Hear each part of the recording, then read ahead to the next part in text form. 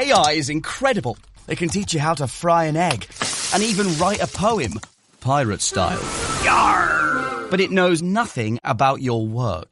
Slackbot is different. It doesn't just know the facts. It knows your schedule. It can turn a brainstorm into a brief. And it doesn't need to be taught.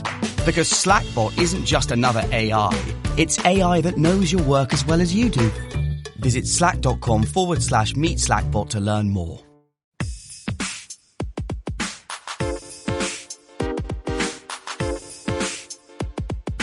Welcome to From Dorms to Desks, job hunting tips for those early in their careers.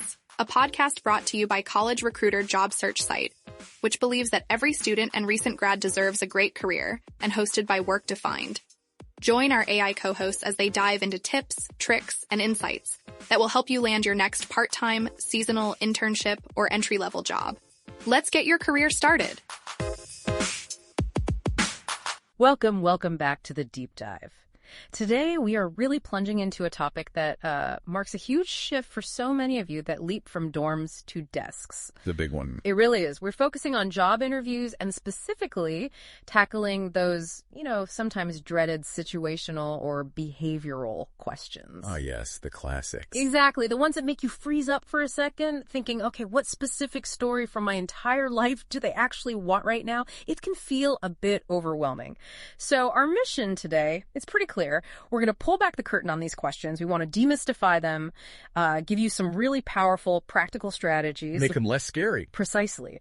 Turn that interview anxiety into hopefully some real confidence, especially if you're maybe entry level, feeling like your official work history is, well, a little thin. Which totally normal, by the way. Absolutely. So this deep dive, it's all about getting you informed, fast, without getting bogged down.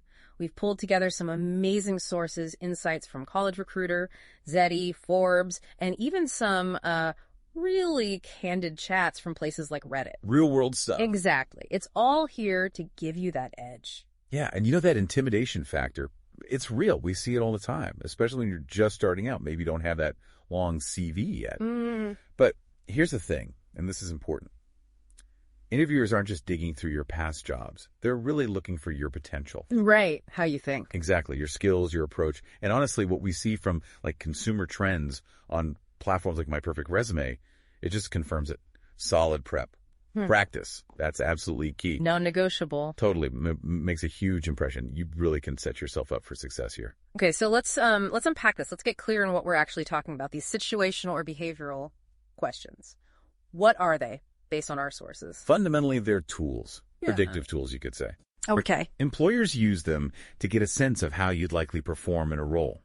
They do this by asking you to share a specific experience related to a skill or a situation they care about. So it's looking beyond just the resume points. Exactly.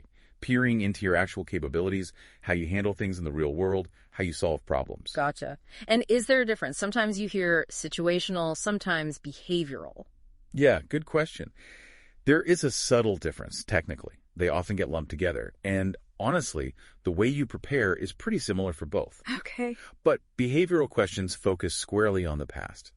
They're digging into your actual past experiences, your past behaviors, to predict your future actions. Like, tell me about a time when... Exactly like that. Or describe a situation where you had to. They want a concrete story from your history. Okay, makes sense. And situational? Situational questions are more hypothetical. They paint a picture of a potential future scenario and ask how you would respond. Ah, okay. Like a what if. Precisely. So an example might be, imagine you're leading a project. Key team member quits right before the deadline. What do you do? Right, okay. So one's past, one's future hypothetical. You got it. But the underlying goal, it's the same. Both types are trying to gauge those core skills, problem-solving, decision-making, how adaptable you are, teamwork. All that good stuff. All by asking for a specific story, whether it's real or hypothetical. So for you, listening, the prep work, thinking about your skills, crafting those narratives, it works for both. That distinction really helps clarify what the interviewer is actually trying to do, doesn't it? Mm-hmm. It's not a trick question. They're genuinely trying to see if you'd be successful in the role. Absolutely. They want to see your problem-solving gears turn, understand how you make decisions, see how you react when things go sideways. Adaptability, yeah. How you work with others, how you navigate real challenges. It's kind of a full picture of your work style. Exactly. Your resilience, your potential contribution. That's why these questions are so central now. Okay, so we know the what and the why. Now, the really practical bit. How do you actually answer these things effectively? Right. This brings us to a really proven method, a helpful acronym, STAR. The gold standard. Yeah, this is where it gets really interesting, I think, because mastering STAR, it can totally change how you handle these questions, turn those kind of hesitant answers into really compelling stories. It really can. The STAR method, it's essentially a storytelling framework, right? It's structured to help you build a response that's complete, makes sense, and actually hits the points the interviewer is listening for. So it makes sure you don't miss anything crucial. Exactly. Let's break it down piece by piece using the guidance from that VA Wizard source we looked at. It's really clear. Okay. S is for situation. So first, you describe the specific event or situation you were in. And this is key. Not just general stuff like I used to work on teams. No, a single detailed scenario. Set the scene. Precisely. Give enough context so they understand what was going on, who was involved, the background. And this can come from anywhere, right? Of a past job, sure. But also volunteering, a big school project, a club leadership role. Any relevant experience. Any relevant experience where you showed this skill, the more detailed, the more real it feels. Okay, S situation. Got it. What's next? Next is T for task. Once you've set the scene, you need to clearly state what the goal was. What were you trying to achieve in that situation? What needed doing? What needed to be accomplished? What was the specific challenge or objective? Being really clear on the task sets up why your actions mattered. What was your job in that moment? Right. Situation, task, then. Then comes A for action. This is the heart of it. What specific steps did you take? The you part is important here, isn't it? Critically important. You have to use I, not we. Interviewers need to know your specific contribution, your actions, not just, well, the team decided. No. What did you do? And as you describe your actions, you should kind of link them to the skills they're looking for. Initiative, problem solving, communication, whatever it is. Use strong verbs. Be specific. Show, don't just tell. Exactly. What did you actually do? Okay. STIR must be. R is for result. What happened because of your actions? What was the outcome? The payoff. The payoff. Don't be bashful here. Take credit for what you achieved. What was the direct consequence of what you did? How did it end? What positive impact did you make? And it should be positive, ideally. Ideally positive, yeah. But even if the outcome wasn't perfect, maybe, like one source said we lost the game, you can still highlight what you learned or the resilience you showed. Lessons learned are valuable too. Good point. And quantify it if you can. Even small numbers help. Maybe you didn't save the company millions, but you could say you analyzed data across 20 markets and gave a report to 12 executives. That shows analytical skill and reach. Or maybe you streamlined a process and cut down data entry time by 15% for 5 people. Still quantifiable. Exactly. Tangible impact. So, for you listening, the STAR method, it's not just a trick. It's like a blueprint, right? For organizing your thoughts, making sure your answers are complete, specific, engaging. It helps you tell a persuasive story, which is way more memorable than just a rambling answer. Right. If you practice this, internalize it, you'll hit those key points every time. You'll show your skills, your thinking, your approach in a really clear, compelling way. It's like your interview success script. All right, STAR method check. Now let's get really concrete. Examples. We know you can't predict every single question, but some themes pop up again and again, especially for entry-level roles, Definitely. The College Recruiter article highlights a few really common ones. We can break those down, talk about how you can nail them, even if you don't have years of traditional work experience. Perfect. Let's start with the big one. Tell me about a time you worked on a team. Okay. Classic. The employer's goal here. Pretty simple. Gauge your teamwork, collaboration, how you fit into a group. And if you haven't had many formal jobs? No problem. Think wider. Group projects at school. Volunteer teams, student clubs, sports teams, any extracurricular where you worked with others toward a goal. Loads of options. Okay. There was a great STAR example in the sources. A theater student, involved in a musical, had a main role but also part of the ensemble situation. Director's out unexpectedly, student gets asked to lead some rehearsals. Task, keep things smooth, keep morale up, get through key scenes. Action. Student knows it could be awkward, so they proactively start with a quick icebreaker game. Lightens the mood, makes everyone comfy. Result. Rehearsals go great. They fix some staging issues together. Opening night's a hit. Shows leadership, team facilitation. That's a fantastic example. Using something totally outside a typical office setting. What about, say, someone more STEM focused, maybe not a theater person? Great question. Okay, STEM example. Computer science group project. Right. Complex stuff, different people coding different modules. Yeah, sounds familiar. Situation. Deadlines looming. Individual modules kind of work, but integrating them. Bugs everywhere. Chaos. Task. Get it all working seamlessly for the final presentation. Bug-free product needed. Action. The student I suggested daily 15-minute stand-ups just for integration issues. Tracked bugs on a shared doc. Result, project delivered, fully working, polished, a day early, top marks. Shows error resolution, coordination under pressure. See, different contexts, same skills. Oh, absolutely. Collaboration, initiative, problem solving. Right. Brilliant. Hey, I'm Katie Van Horn. And I'm Jackie Clayton. We're your hosts of the Inclusive AF podcast, where we take on DEI, leadership, and HR without all the corporate fluff. That's right. We've got decades of experience, a lot of opinions, and zero tolerance for performative anything. Every week, we dig into what it really takes to build inclusive workplaces with honesty, strategy, and a few side eyes.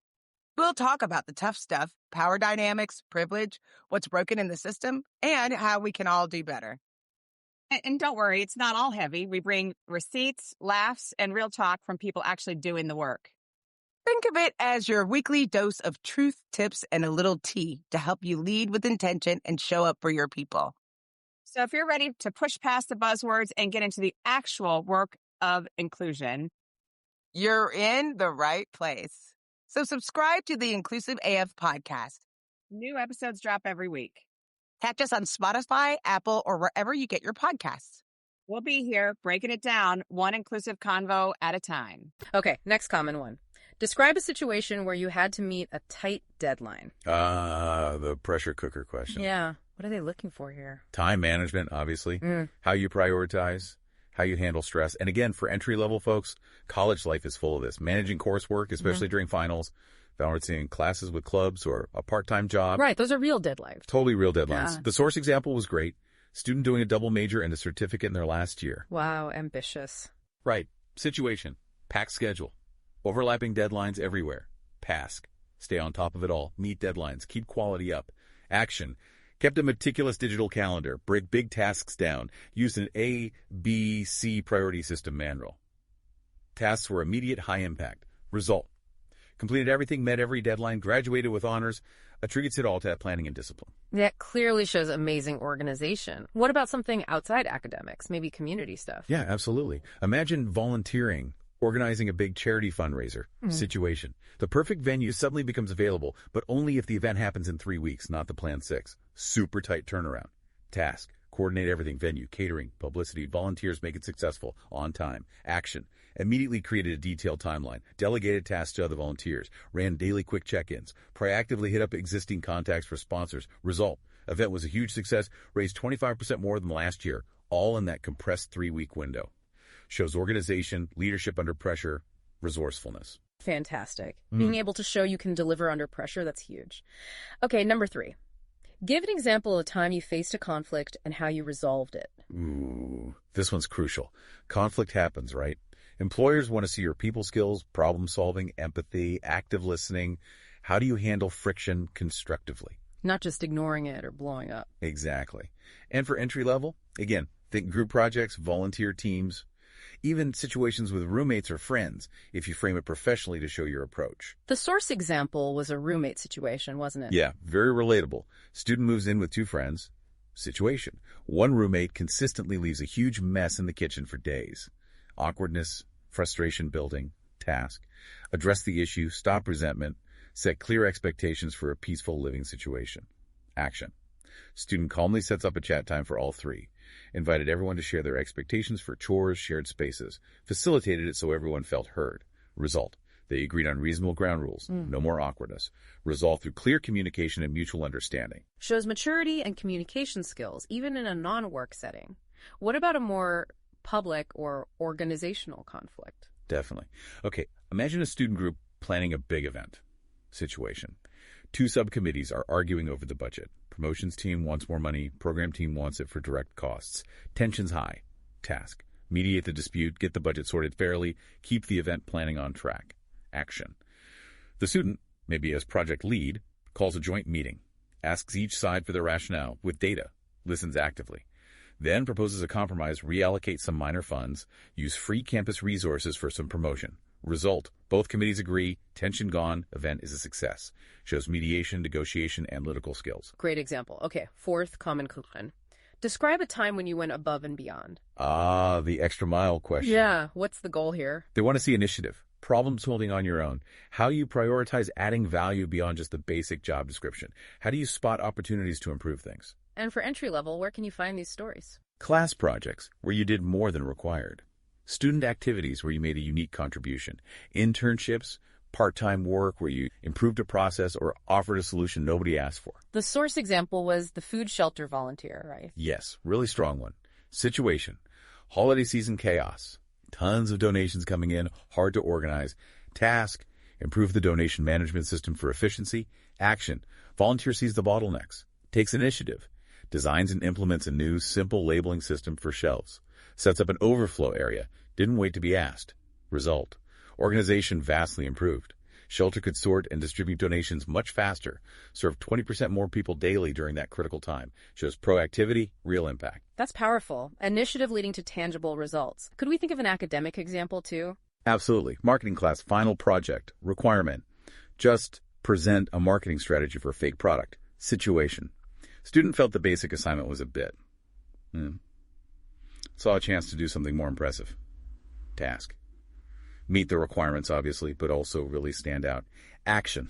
Instead of just a PowerPoint, the students spent a weekend teaching themselves basic video editing, created a slick 90-second promo video for the product, integrated it into the presentation, totally voluntary extra work. Result, professor loved it, praised the innovation, gave the group extra credit, commented on the exceptional effort, highest grade in the class, shows learning agility, initiative, drive for excellence, highly desirable. Okay, these examples are fantastic, but I can almost hear some listeners thinking, that's great, but what if I really don't have direct work experience? What if my life just hasn't had these neat star moments? It's a common worry, isn't it? It's a super common and totally valid concern. But honestly, don't panic. Everyone has experiences. The trick is to broaden your definition of experience. Look beyond paid jobs. Exactly. Focus on academics, clubs, volunteering, extracurriculars. These places are rich with transferable skills. Like leadership in a club, maybe? Definitely. Even organizing meetings or a social event. Did you manage a small budget? Motivate people, solve unexpected problems, or think about group projects. Did you navigate different ideas? Ensure everyone pulled their weight, overcome technical issues. Time management, balancing studies. Absolutely. You honed those skills. It's about what we might call skill translation. You take the skills you did use in those settings and translate them into the professional language the employer understands. No. Your interview is showing how those past actions predict future success, regardless of the original context. So it's reframing, not inventing. Precisely. And here's a really important piece of advice from the sources. If you truly blank, you just cannot think of a specific situation that fits. Don't just sit there in silence. Oh, gosh, yeah. Awkward silence is the worst. Right. Instead, explain how you would approach it. Lay out your thought process. Show your thinking. Exactly. It still shows your values, your logic, your willingness to learn. So if asked about a difficult client and you've never had one, you could say something like, well, I haven't encountered that exact situation yet, but my approach would be to first really listen, understand their concerns, empathize, and then clearly outline the steps I'd take to fix it, getting their feedback along the way. Yeah. Shows professionalism even without the direct experience. That's such a good point. Ultimately, these questions are about your skills, your character, how you approach things. Where you learn those skills is less important than the fact that you have them and can articulate them. It's all about how you frame it. Show how those experiences prepared you.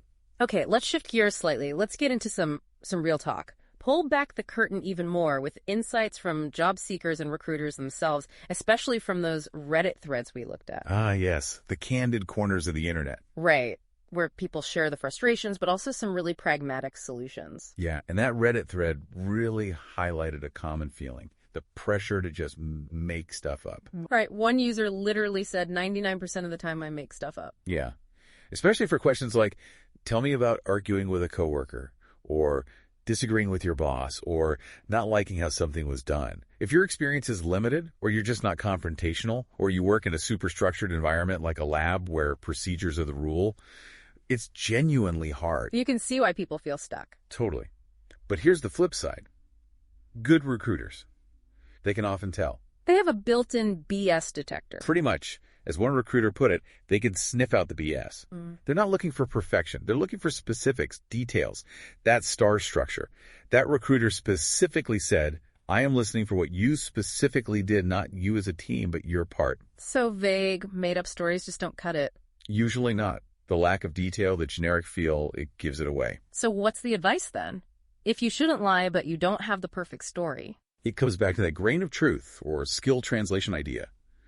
Take a real-life experience, school, clubs, volunteering, personal life, and adapt it. Reframe it for a professional context.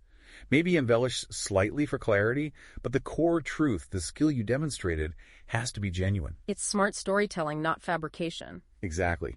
Artful reframing to highlight the right skills in the right language. Okay, let's tackle some of those tricky Reddit examples with this reframing idea. What about, I don't argue with coworkers? Right. Instead of saying never, think about disagreement differently. Did you ever have a different approach to a task than a peer? A minor misunderstanding that you de-escalated? So focus on constructive disagreement. Yes. As one user suggested, talk about a time you disagreed on something, not necessarily argued. Show how you handle different viewpoints respectfully, communicate effectively, demonstrate those interpersonal skills. Okay. This episode is brought to you by Indeed. Stop waiting around for the perfect candidate. Instead, use Indeed sponsored jobs to find the right people with the right skills fast. It's a simple way to make sure your listing is the first candidates see. According to Indeed data, sponsored jobs have 4 times more applicants than non-sponsored jobs. So go build your dream team today with Indeed.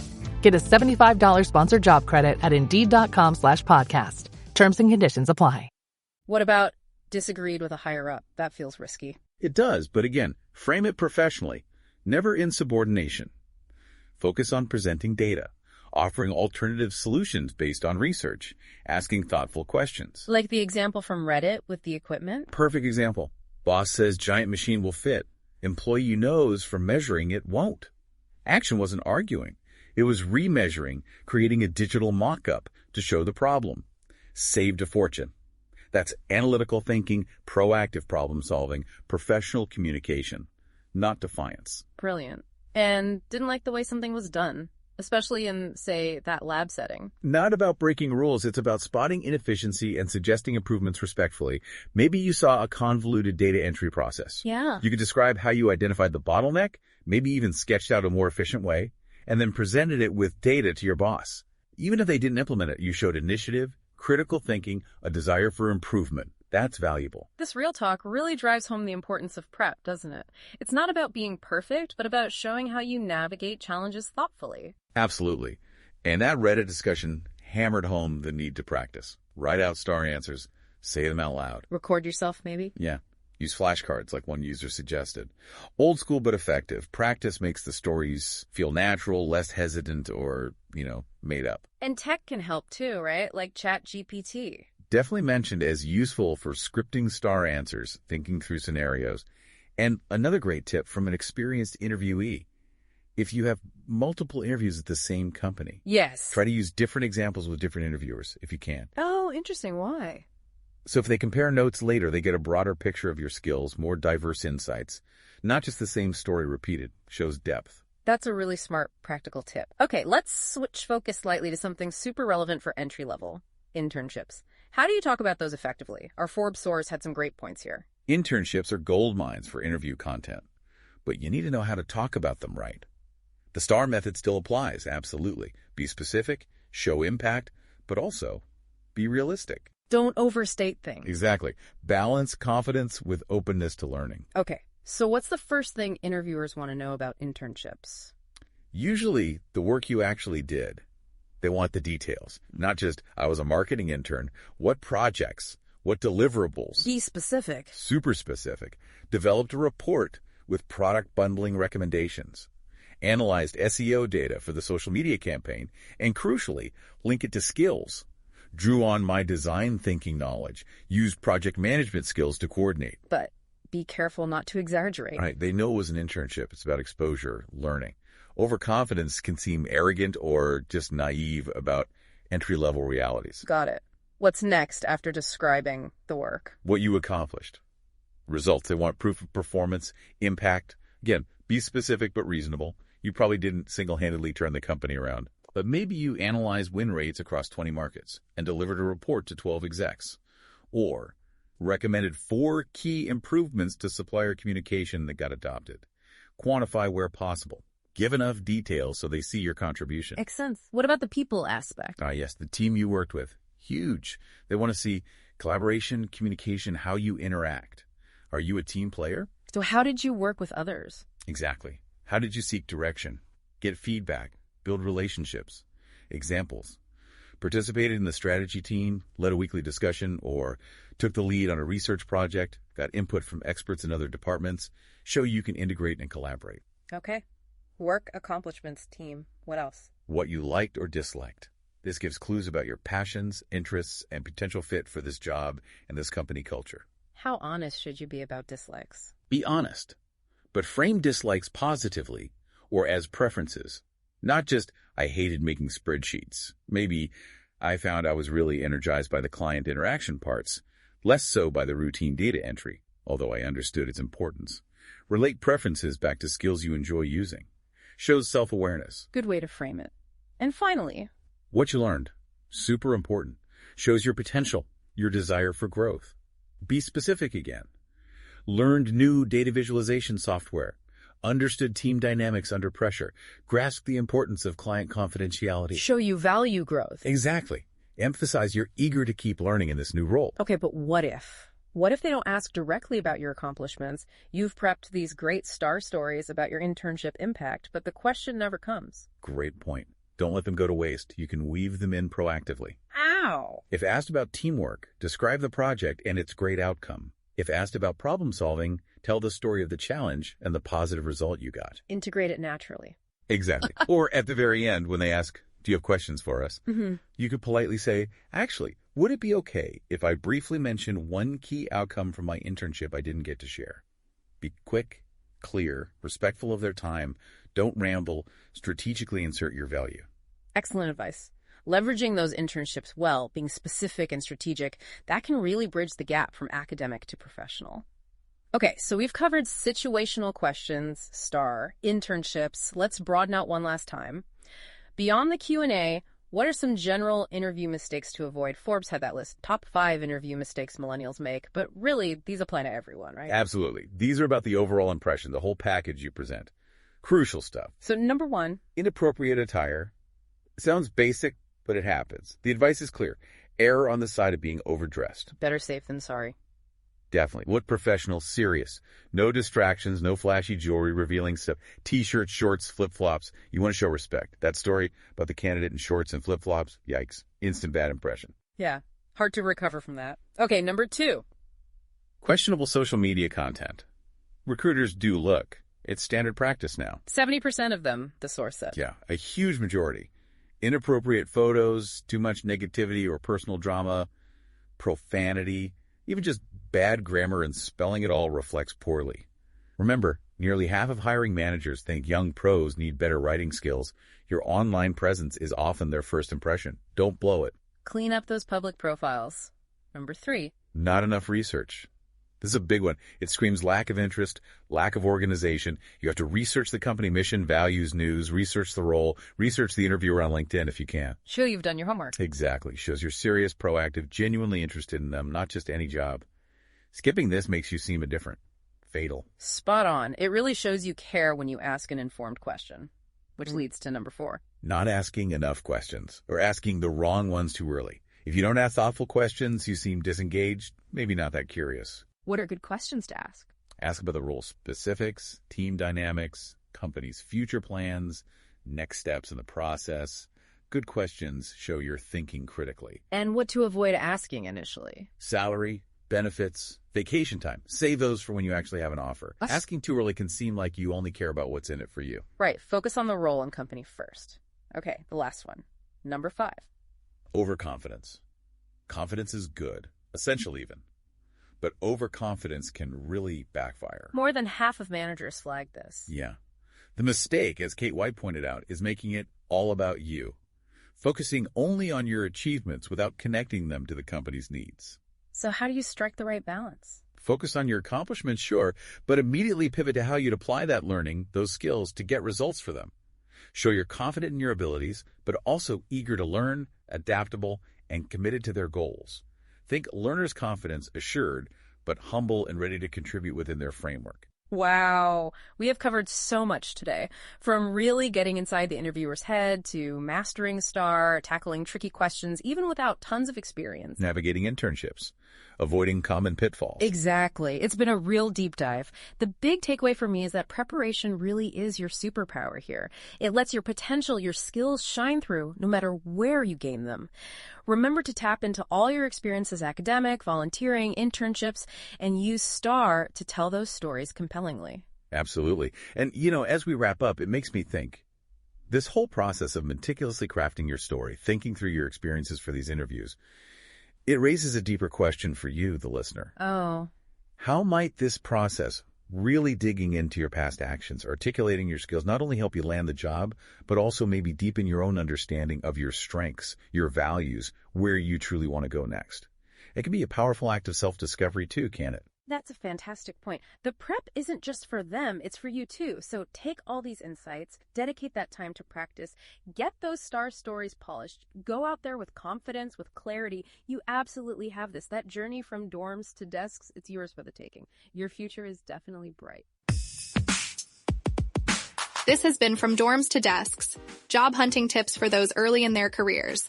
A podcast brought to you by College Recruiter job search site, which believes that every student and recent grad deserves a great career. Each episode, we dive into tips, tricks, and insights that will help you land your next part-time, seasonal, internship, or entry-level job. Subscribe to this podcast for free now, so you don't miss an episode, and visit www.collegerecruiter.com to find your next great job.